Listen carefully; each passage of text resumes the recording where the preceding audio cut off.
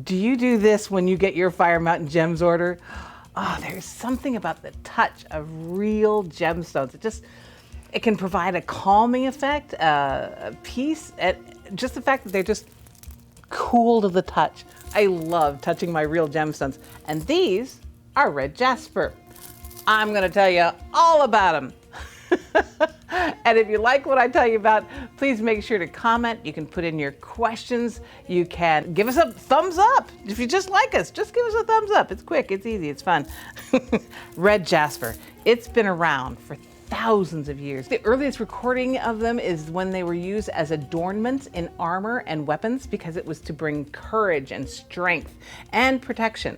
So, in fact, Siegfried the Dragon Slayer had red jasper in the hilt of his magic sword to give him strength and courage when he went out to slay the dragon. It was also used by the Egyptians as a stone of fertility. And in the Bible, it's referred to as the foundation of the wall of the city of the living God. So it's been everywhere. For me personally, it's red, it's a rock, and it's pretty. I like it. Red jasper is just a great stone for all the people in your life because they're just so versatile. They can be used by anyone for pretty much anything. And they love to play with other rocks. Like for instance, if you wanted to cool this down a bit, you might want to pair it with a little bit of turquoise or lapis, or you could even put in malachite with it and make a nice Christmas design.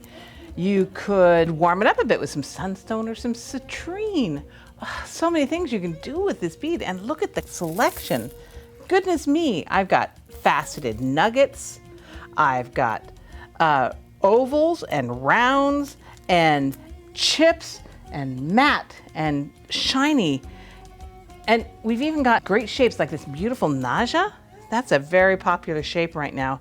We've got hearts. Oh, can't you picture this red jasper cabochon on a bolo tie for your favorite cowboy?